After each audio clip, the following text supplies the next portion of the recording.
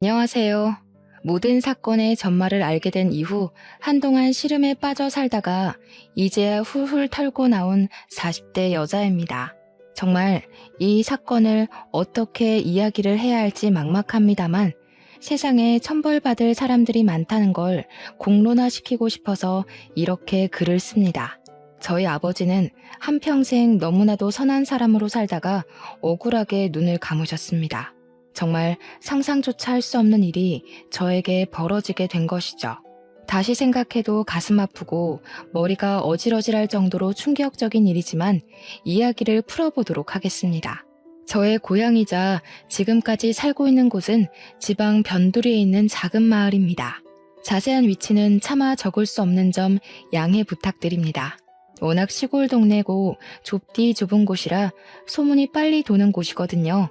작은 마을의 특성상 읍내로 나가려면 차를 타고 15분 정도 가야 합니다. 우리 마을 안에도 필요한 가게는 몇 군데 있긴 하지만 생활권이 좋은 동네는 아니었어요. 그래도 한 동네에서 오래오래 대대손손 다들 얼굴을 보고 자란 사이라서 그런지 마을 사람들끼리의 단합도 좋고 사이도 좋았습니다.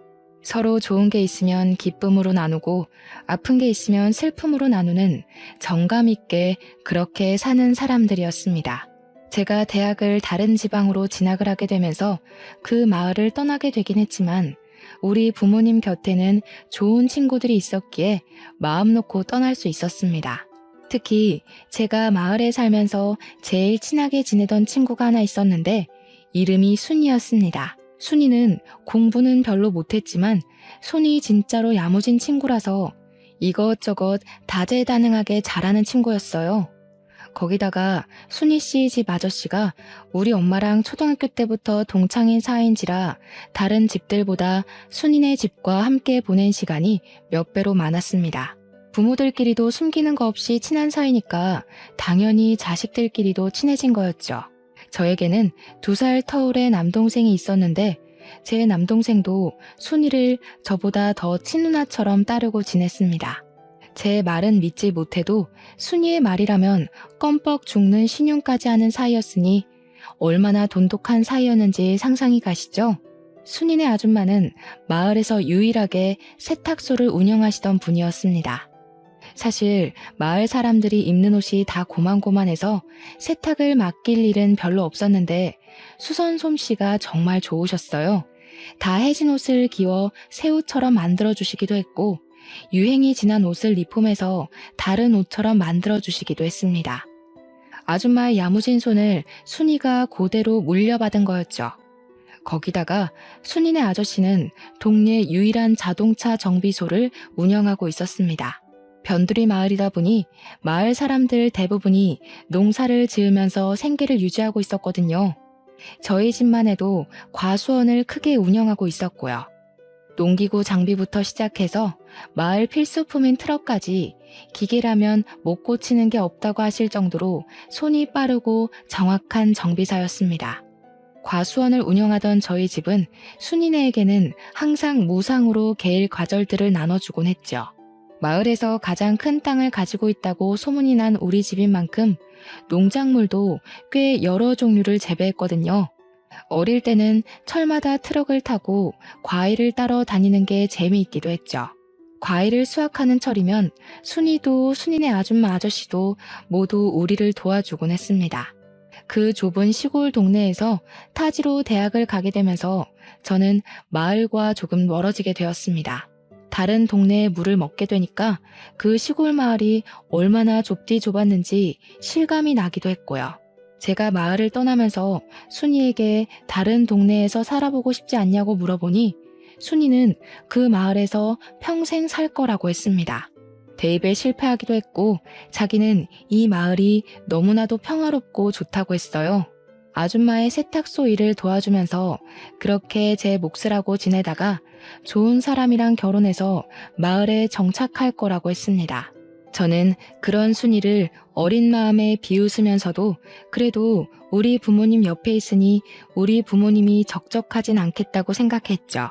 내심 순이의 결정에 우리 부모님도 제가 대학이고 뭐고 다 때려치우고 마을에 남아서 과수원을 물려받았으면 하셨습니다.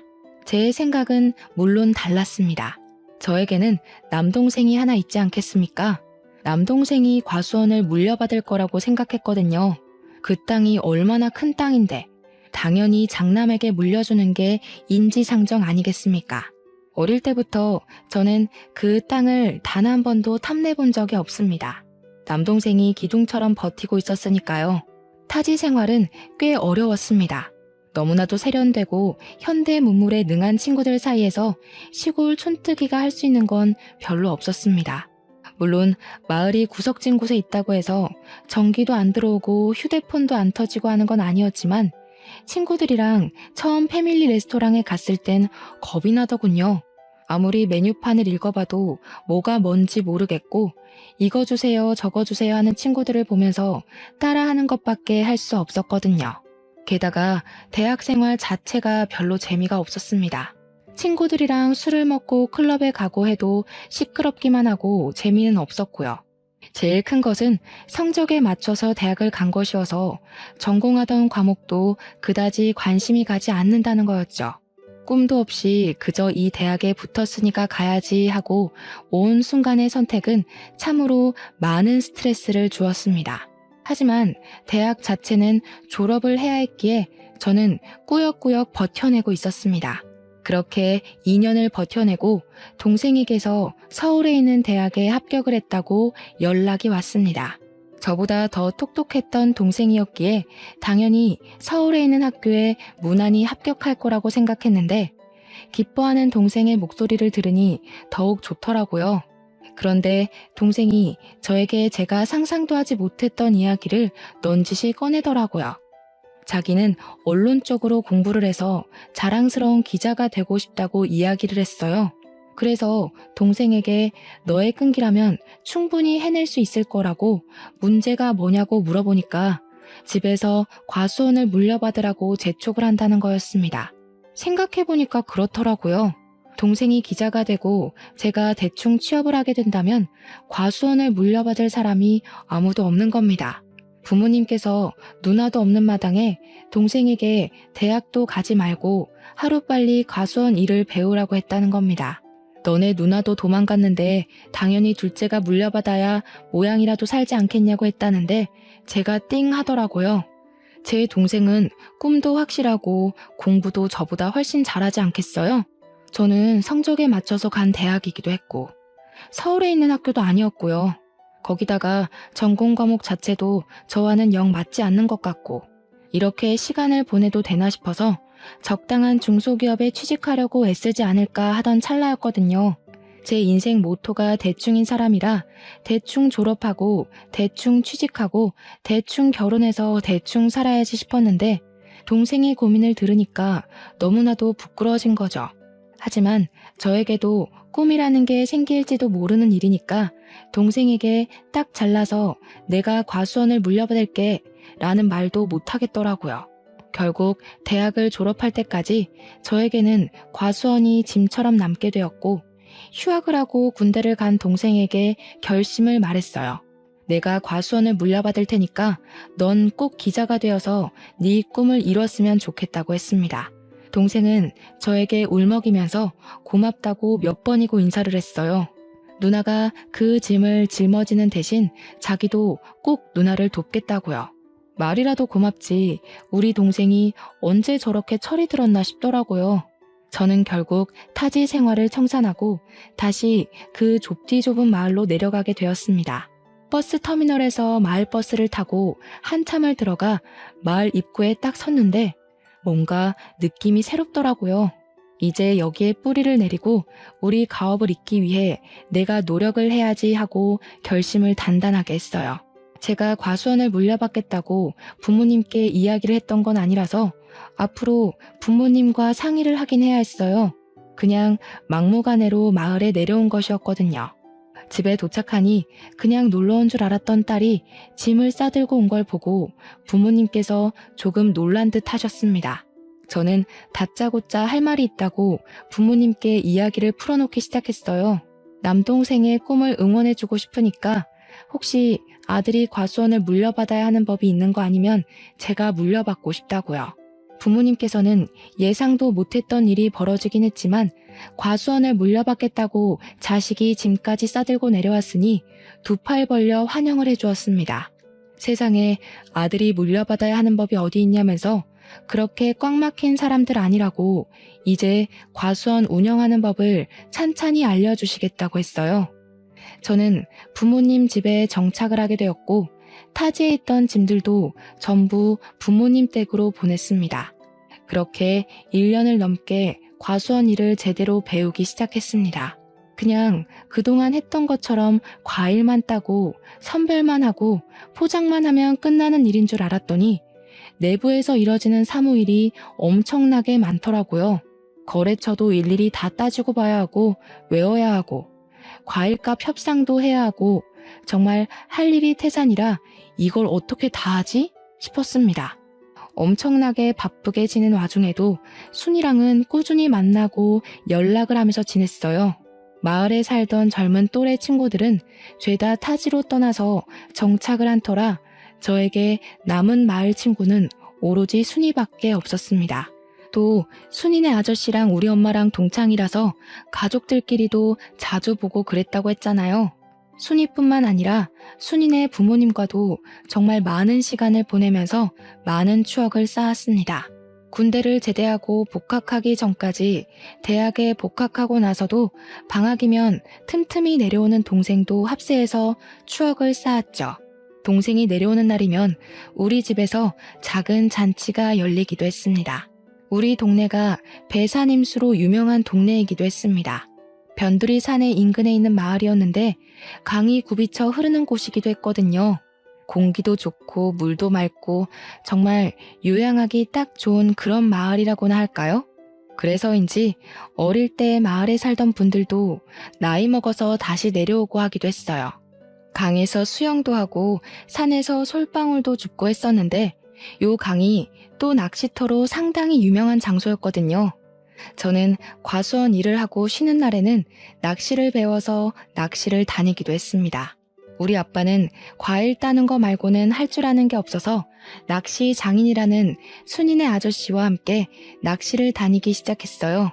손맛을 한번 보면 절대로 잊을 수 없다는 아저씨의 말처럼 저도 낚시에 요령이 생기니까 이게 너무나도 재미가 있더라고요.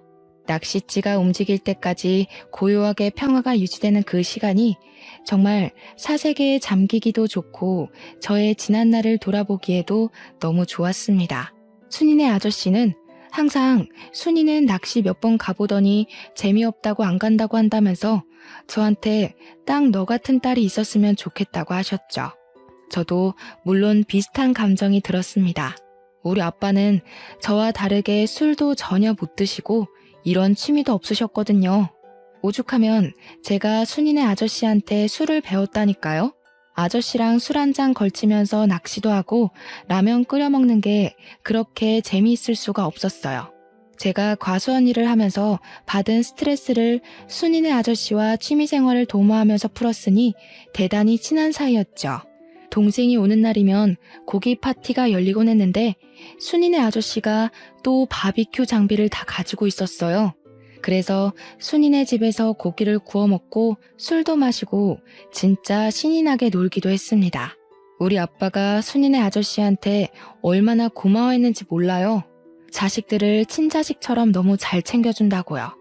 그러던 와중에 순이한테 선자리가 들어왔고 읍내에 사는 건실한 청년과 선을 보게 되었습니다. 마을에 계신 어르신이 주선한 선자리였는데 그 어르신이 평판이 별로 좋은 분은 아니라서 저희 가족도 꽤 걱정을 하긴 했어요.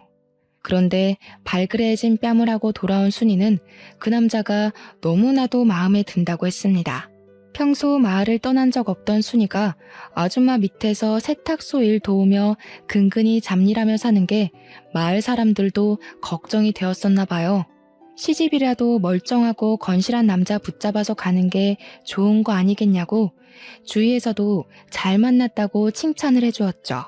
웬일로 그 괴팍한 노친네가 좋은 사람을 다 소개해줬냐고 잘 됐다고 한 소리씩 얹었어요. 상대방도 그렇고 순이도 그렇게 둘 다 첫눈에 뿅 간 건지 연애를 시작하더니 얼마 지나지 않아서 결혼까지 하겠다고 한 거죠.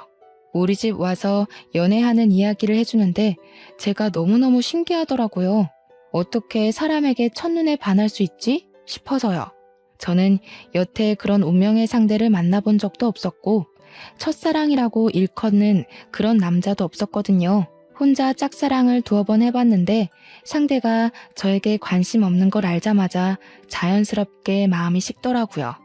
아무튼 이런저런 이야기를 나누는데 우리 아빠가 옆에 슬쩍 오더니 우리 딸이 아무것도 모르는 철부지였구나 하시는 겁니다.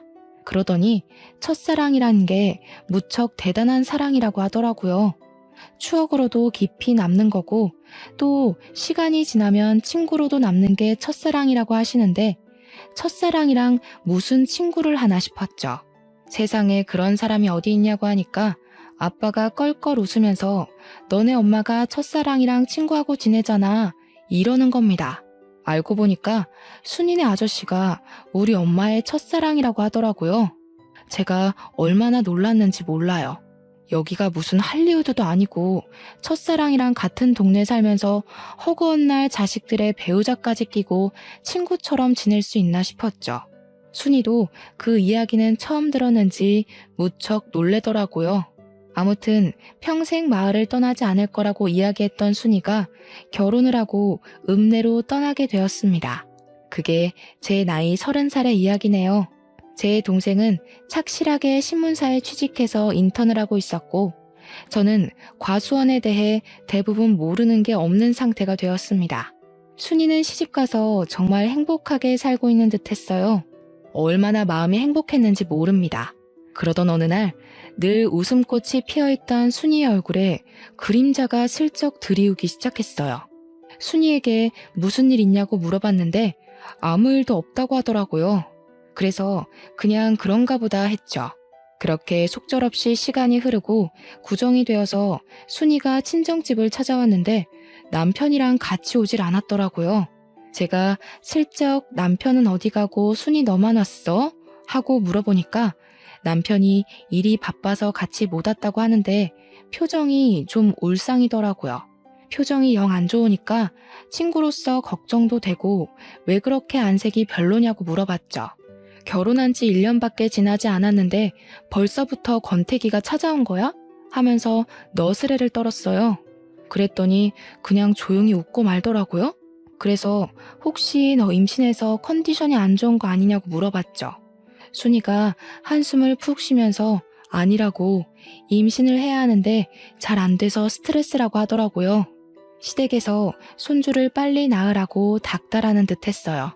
참 대한민국의 꼬장꼬장한 시어머니들이란 위로는 해야겠다. 저도 잘 모르는 부분이니까 그냥 말로만 이야기를 해줄 수밖에 없었죠. 너무 스트레스 받으면 임신에 영향을 끼친다더라. 마음 편하게 먹고 기다리면 찾아오지 않겠냐. 이런 말들이요. 그렇게 몇 개월이 더 지난 어느 날 순이에게서 드디어 임신을 했다는 소식이 전해져 왔습니다. 순이네 부모님도 얼마나 신나하던지 막 먹을 거 바리바리 싸들고 입덧으로 고생한다는 딸 보러 읍내에 가더라고요. 몇 주가 흐르고 안정기가 찾아온 것 같다고 아이 성별이 딸이라는 소식을 들었어요. 그 전주까지 과수원 수학철이라 제가 무척이나 바빠서 순이를 보러 읍내에 한 번도 가지 못했었거든요. 이참에 아기 옷이나 한 벌 사서 순이한테 선물로 줘야겠다 싶었죠. 이왕이면 서프라이즈로 해주면 어떨까 싶기도 했어요. 순이는 일을 하지 않고 집에서 지내고 있다는 이야기를 들었거든요. 그래서 순이네 아저씨한테 순이네 읍내 집을 물어보고는 때마침 내려온 남동생과 함께 선물을 사들고 찾아갔습니다. 딸을 가졌다고 했으니 분홍색 네이도 사고 아가들이 쓰는 용품들도 사서 순이네 집 벨을 눌렀습니다. 분명 벨을 누르기 전에 안에서 사람 기척도 느껴졌고 순이 목소리도 흐릿하게 들린 것 같은데 벨을 누르자마자 조용해지는 거예요. 못 들었나 싶어서 현관문을 쿵쿵 두들기는데도 아무도 문을 열어주지 않더라고요. 벨을 2번 더 누르고 아무도 없어요? 순이야! 하고 부르는데 누가 누구세요? 하면서 화를 내면서 문을 벌컥 열더라고요. 순이 남편이었어요. 그런데 꼬락서니가 영 이상한 겁니다. 술 냄새도 잔뜩 나고요.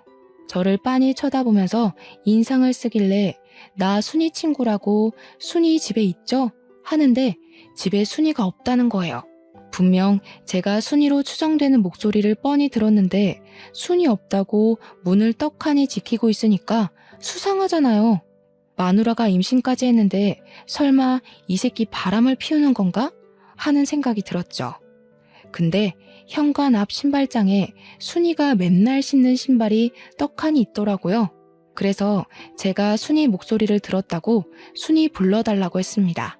그 순간 우리 남동생이 뭔가 이상한 낌새라도 느낀 건지 그렇게 예의가 없는 자식은 아닌데 순이 남편을 밀치고 집으로 들어가는 겁니다.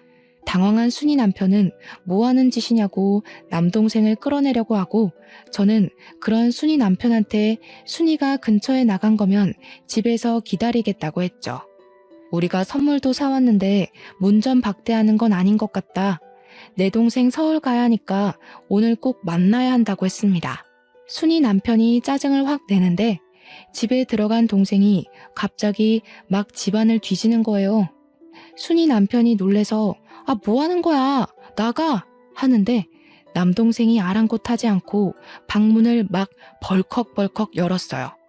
일단 남동생이 이상한 행동을 하니까 저도 따라 들어가서 뭐 하는 짓인가 하고 살펴봤죠. 집이 큰 집도 아닌데 물건이 어찌나 너부러져 있는지 발에 막 채이더라고요. 순이 성격이 청소를 안 할 아이도 아닌데 하고 의심하고 있었습니다. 순간 남동생이 문 열어봐. 순이 누나 거기 있지? 이러는데 방문 하나가 잠겨 있는지 손잡이가 안 돌아가더라고요. 문 열어봐. 정순이 거기 있지? 이러는데 순이 남편이 너 뭐야? 뭐 하는 새끼야? 경찰 부를 거야? 난리가 난 겁니다. 순간 이거 보통 일이 아니다 하는 생각이 머릿속에 확 스쳐서 제가 순이가 있을 법한 방문에 대고 소리를 쳤어요. 순이야, 우리가 도와줄게 나와봐. 무슨 일인데 그래? 그 순간 순이가 문을 열고 나오는데 저랑 남동생은 까무러치는 줄 알았습니다. 순이가 코피를 줄줄 쏟아내는 채로 머리까지 잔뜩 헝클어진 상태로 울면서 나오더라고요. 제가 너무 놀라서 순이야 하고 순이에게 달려갔는데 순간 남동생이 순이 남편 멱살을 떡하니 잡더라고요. 우리 남동생이 키도 크고 덩치도 꽤 좋았거든요. 키도 작고 몸집도 호리호리한 순이 남편은 우리 동생에게 멱살이 잡힌 채로 대롱대롱 매달렸어요. 캑거리면서 이거 놔 하는데 남동생이 완전 열이 받아가지고 소리를 막 치더라고요. 너 소문 안 좋은 걸 내가 나중에 듣는 바람에 결혼을 말리지 못한 게 천추한이다 이러는데 저는 너무 놀랐죠. 남동생이 네가 우리 순이 누나 때렸냐면서 주먹을 주는데 진짜 싸움이라도 날 것 같아서 남동생을 말렸습니다. 동생이 증거가 중요하니까 순이 누나 사진을 찍어두래서 미안했지만 순이의 초라한 모습을 사진으로 찍어두었습니다. 순이 보고 집으로 가자고 했더니 절대 못 간다면서 이 꼴을 하고 어떻게 부모님을 뵙냐고 울더라고요. 그랬더니 남동생이 씩씩거리면서 순이 누나 여기 있다가 저놈한테 험한 꼴 당하고 싶어? 이러면서 우리 집으로 가자고 했어요. 부모님 집이 아니라 우리 집으로 가자고 하니까 순이도 결국 따라오더라고요. 우리 집으로 돌아와서 순이의 꼬락서니를 본 부모님은 억장이 무너진 사람처럼 목덜미를 잡으셨습니다. 그 논팽이 새끼가 미쳐도 단단히 미친 게 틀림없다면서 어떻게 임신한 마누라를 이 꼴로 만드냐고 했어요. 결국 우리 부모님이 순이네 부모님한테 연락을 했고 한달음에 우리 집으로 달려와 순이의 모습을 보고 엉엉 우셨습니다. 저와 남동생에게 순이를 구해주어서 고맙다고 몇 번이나 인사를 하셨는지 몰라요. 우리의 가족 같은 순이를 구하는 건 당연한 일이었지만 그래도 몇 번이나 고맙다고 하니 몸둘 바를 모르겠더라고요. 그런데 거기서 끝났으면 참 좋았을걸. 순이가 집으로 돌아간 뒤 순이네 아줌마가 순이 다친 데를 살핀다고 이리저리 둘러보다 알게 된 거죠. 생각보다 상처가 너무 많고 온몸이 난장판이 되어 있다는 걸 직접 눈으로 보게 된 겁니다. 남편의 그런 행패가 하루 이틀 만에 이루어진 게 아니라는 걸 알게 되었고, 그런 놈을 사위라고 예뻐했다는 게 너무 화가 나셨나 봐요. 그대로 순이네 아줌마가 쓰러지시고 말았던 거죠. 그래도 정신은 어느 정도 있으셨는데 순이가 며칠 뒤 유산까지 하고 나서는 완전히 정신까지 놓아버리셨습니다. 병원에서는 갑자기 혈압이 한 번에 올라서 쓰러진 거라고 하면서 본인 의지가 가장 중요한 거라고 했다더군요. 한마디로 순이네 아줌마가 깨어날 의지가 있어야만 정신을 차릴 수 있을 거라고, 약으로는 할 수 있는 게 없다고 이야기를 했대요. 그렇게 순이네 아줌마가 쓰러져서 병원 신세를 지게 되니까 순이도 순이네 아저씨도 병원을 계속 들락날락하게 된 거죠. 근데 그때가 또 수학을 마친 과일을 선별해서 경매에 내놔야 하는 시기였거든요. 제가 하루 종일 바쁘게 일에 매진해야 하는 시기라서 정말 정신이 하나도 없는 상태였어요. 우리 아빠도 저와 같이 과일 선별하고 경매 준비하느라 정신이 없었고, 유일하게 여유가 있는 엄마가 순이네를 챙기기 시작했습니다. 순이네 아줌마가 정신을 못 차리고 있으니까 우리 엄마가 직접 순이네의 반찬을 챙겨서 가져다 주고 하셨어요.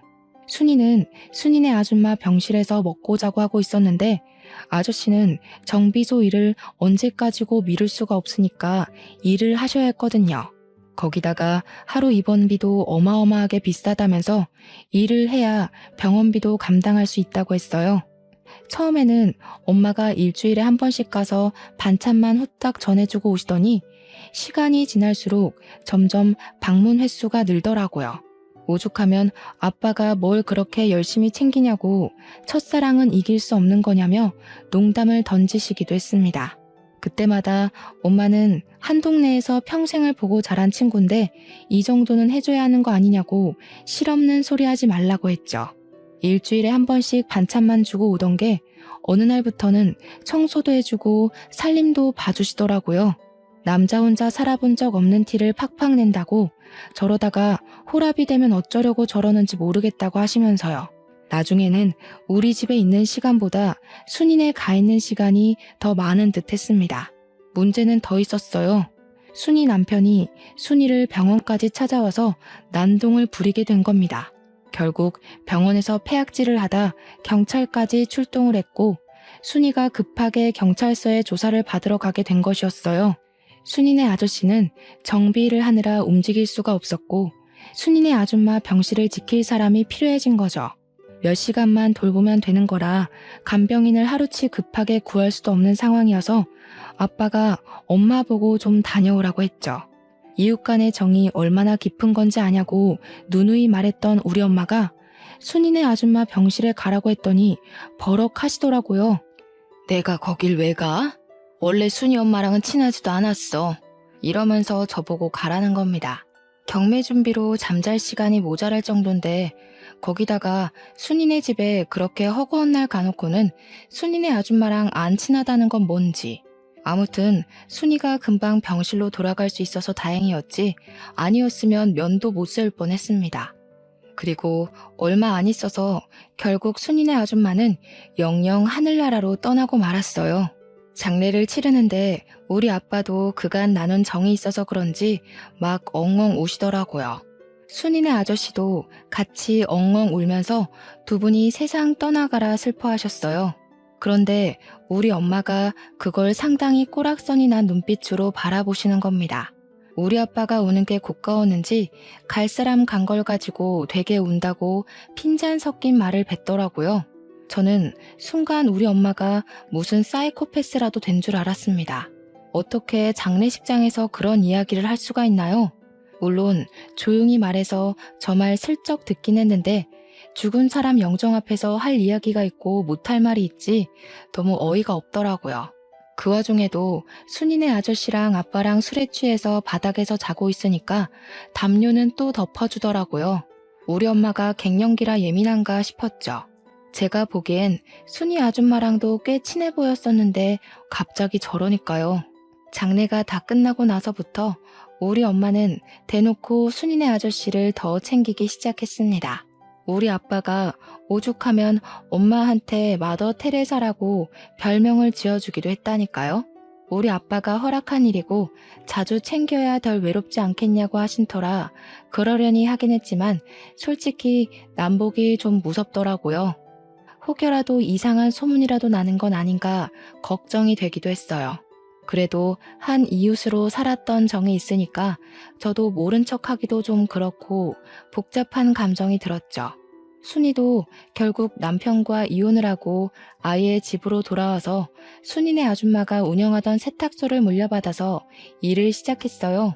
근데 이상하죠? 순이가 돌아왔으니까 더 이상 우리 엄마가 순이네 아저씨를 챙길 이유가 없는 거나 마찬가지 아니겠어요? 발길이 조금 뜸해지긴 했지만 그래도 일주일에 한 번씩 반찬을 주러 가더라고요. 순이도 손재주가 워낙 좋은 아이라 반찬 같은 걸 다 할 줄 알 텐데 엄마가 왜 저렇게까지 챙기나 싶었습니다. 동생이 내려오면 순이네 집에서 바비큐를 하고 잔치도 열고 하긴 했지만 그래도 우리 가족끼리 보내는 시간이 꼭 있었거든요. 그런데 우리 동생이 정식 기자가 되어서 진짜 몇 개월에 한 번 내려올까 말까 하는데도 꼭 순이네랑 같이 모여야 한다는 겁니다. 그 순간 그런 직감이 드는 겁니다. 우리 엄마가 설마 순이랑 동생을 이어주려고 저러는 건가 하는 생각이요. 젊은 남녀니까 충분히 정분이 생기고도 남을 수 있지 않겠어요? 순이가 이혼하기 전에 찾아갔을 때 동생이 예민하게 행동한 부분도 있었고요. 순간 나만 모르게 가족들끼리 이미 다 행동에 옮기고 있었나 싶었습니다. 근데 제 걱정과 달리 엄마가 동생 붙잡고 이야기를 하는 걸 들었습니다. 절대 순이한테 마음 주지 말라고, 유산도 했고 이혼도 했는데 죽어도 저런 며느리 못 본다고요. 동생도 말도 안 되는 소리 하지 말라고, 만나는 여자친구 있다면서 걱정 말라고 했죠. 엄마가 너무 오버를 하니까 또 이상한 거예요. 순이네 아저씨는 그리 챙기면서 순이한테는 왜 그러나 진짜 이해가 안 갔습니다. 그 즈음부터 해서 엄마가 자꾸 과수한 일은 나 몰라라 하고 읍내에 놀러 다니기 시작했습니다. 읍내에 모임이 있다면서 나가 놀고 친척들 만난다고 다른 지방에 놀러 간다 그러고요. 우리 엄마가 살면서 그렇게 밖으로 싸돌아다니는 걸 본 적이 없어서 좀 의아하긴 했어요. 그런데 아빠가 딱 그런 이야기를 하시더라고요. 순이네 아줌마가 그렇게 허망하게 가고 나서 언제 죽을지 모른다는 공포에 물든 것 같다고요. 하고 싶은 거 하게 내버려두는 게 지금으로서는 최선인 것 같다고 하는데 아빠의 표정이 참으로 씁쓸해 보였습니다. 저는 별다른 말 없이 아빠의 결정을 존중해 주기로 했어요. 엄마와 평생 산 건 아빠니까 제가 가타부타 말을 얻는 게 부부간의 신뢰를 깨는 것 같다는 생각이 들어서였죠. 그렇게 몇 개월이 지나고 우리 남동생이 결혼하고 싶은 여자가 있다면서 같은 회사에서 재직 중인 여자를 데리고 마을을 왔어요. 그전부터 만나는 사람이 있다고 우는 띄어났던 터라 드디어 우리 남동생이 장가를 가는구나 싶었죠. 집에 인사를 시키는데 옳게 될 사람이 너무 참하고 예쁜데 똑똑하기까지 하더라고요. 저도 그쯤 거래처 직원인 남자와 썸을 타고 있던 시기였어요. 우리 아빠는 저에게 넌지시 남동생이 널 제치고 먼저 장가를 들어도 괜찮겠냐 하는데 무슨 문제가 있겠습니까? 아무 문제도 없다고 했죠. 남동생이 축복 속에 결혼을 하고 서울에 완전히 정착을 하게 되었습니다. 저도 동생이 결혼하고 1년 뒤에 만나던 남자와 결혼을 하게 되었고요. 거래처 직원이었지만 과수원 일도 빠삭하고 사람이 건실하고 괜찮더라고요. 나중을 생각하면 과수원을 같이 운영해 줄 수 있는 든든한 사람 같아서 평생을 함께하기로 약속했습니다. 제가 결혼할 때 우리 아빠가 과수원과 관련된 모든 재산을 저의 명의로 넘겨주었습니다. 결혼 선물이라고 주었는데 저는 일찍부터 너무 큰 선물을 받는 것 같아서 솔직히 부담스럽기도 했어요. 아빠가 한 가지 약속을 해달라고 하시면서 원래 결혼할 때 주려고 했다고 아무한테 명의를 넘긴 것을 이야기하지 말라고 신신당부를 했습니다. 동생은 물론이고 엄마한테까지 말하지 말라고 해서 왜 그러시나 했는데 뭐 아빠의 부탁이니 알겠다고 했어요. 그렇게 1년이 더 지난 어느 날 저랑 남편이 서울에 있는 거래처에 볼 일이 생겨서 서울을 가게 되었습니다. 엄마랑 아빠한테 말씀을 드리고 출발한 터라 동생도 보고 와야겠다 싶어서 동생한테도 연락을 해두었어요. 저녁이나 먹자고 해서 동생네 부부와 저희 부부가 만나서 밥을 먹고 있는데 제 휴대폰에 불이 나게 연락이 오는 겁니다. 엄마한테 막 황급히 연락이 오길래 무슨 일이냐고 물어보니까 아빠가 사고를 당했다는 거예요. 그게 무슨 소리야 하는데 엄마가 얼이 완전히 나간 건지 덜덜 떨리는 목소리로 아빠가 사고를 당했다고 당장 내려와 하더라고요. 놀래서 남동생네 부부랑 정신없이 차를 타고 읍내에 있는 병원으로 내려왔죠. 엄마는 덜덜 떨면서 울고 있고 옆에서 순이네 아저씨가 한숨만 푹푹 내쉬면서 우리를 보고는 왔어 하시더라고요. 하필이면 오늘 자식들도 없고 적적한 와중에 엄마가 아빠한테 순이네 집으로 반찬을 가져다 주라고 심부름을 시켰대요. 간 김에 엄마가 순이한테 부탁한 세탁물도 받아오라고 해서 아빠가 트럭을 끌고 나갔는데 오던 도중에 논두렁길에서 사고가 났대요. 아직 현장을 감식하고 있는 중인데 바퀴가 논두렁길 바깥쪽으로 빠지면서 차량 전복 사고가 일어났고 안전벨트를 매지 않아서 그만 아버지께서 전복된 차량에 흉곽이 심하게 눌렸고 숨을 쉬지 못하고 허망하게 눈을 감으셨다는 겁니다. 근데 너무 어이가 없는 거예요. 그 논두렁길 저도 잘 알고 있고 남편도 잘 알고 제 동생도 잘 아는 길이거든요. 결코 좁지 않은 길이고 트럭 한 대쯤은 널찍하게 지나가고도 남는 길이란 말이죠. 거기다가 아빠가 한평생을 그 길에서 운전을 했는데 갑자기 바퀴가 빠진다는 것도 말이 안 되고요.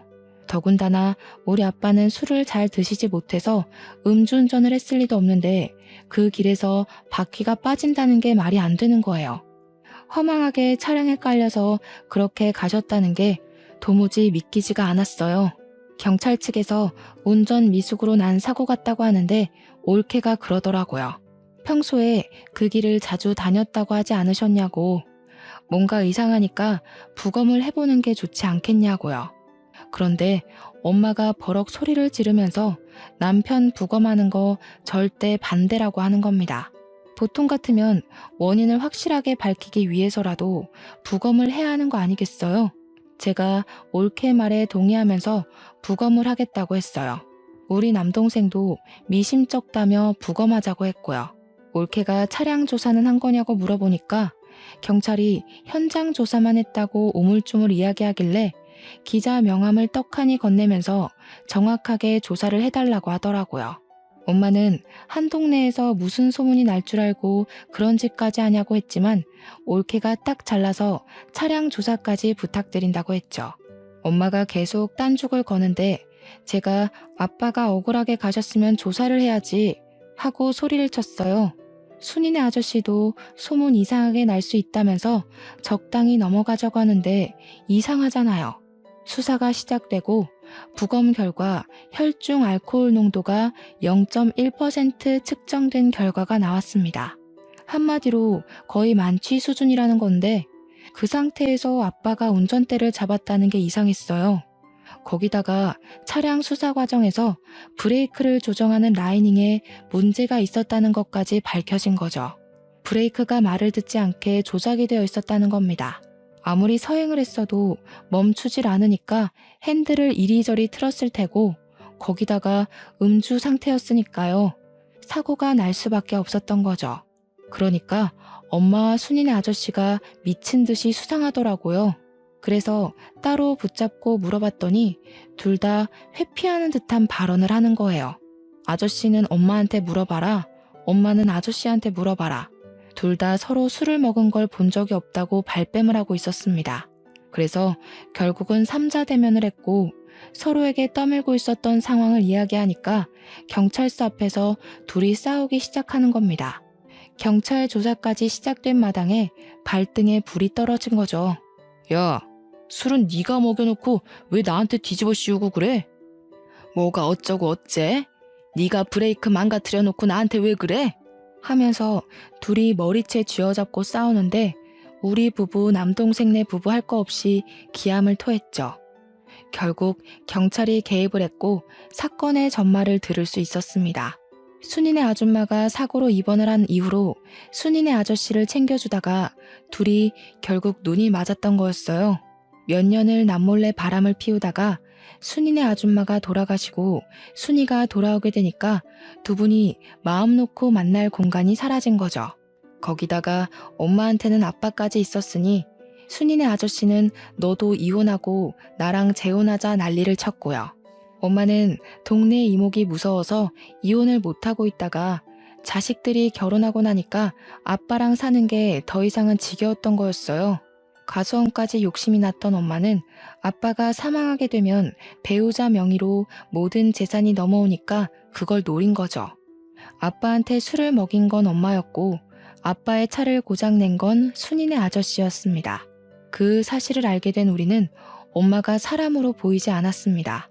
그 와중에도 엄마는 과수원은 어떻게 되는 거냐고 미친 사람처럼 굴더라고요.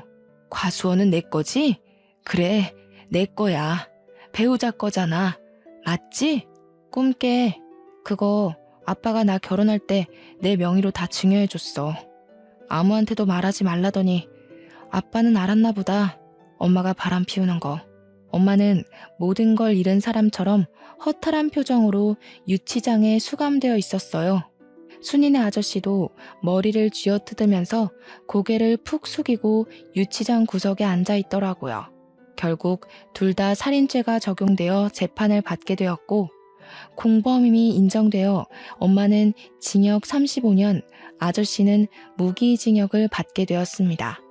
모든 사실을 알게 된 순이는 그대로 잠적을 했고 어디서 뭘 하고 사는지 지금까지도 모르고 지내고 있습니다.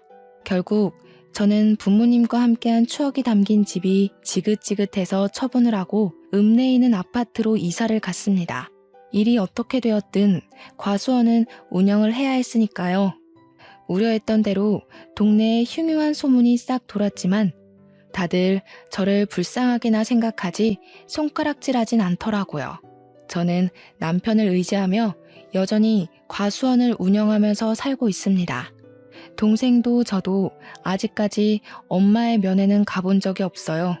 아마 앞으로도 갈 일은 없을 것 같습니다. 지독한 첫사랑이 뭔지 사람 한순간에 망가지더라고요. 저는 그런 삶은 살지 않을 겁니다. 제 결심이 평생 가길 기도하며 제 사연은 여기서 멈추도록 하겠습니다. 감사합니다.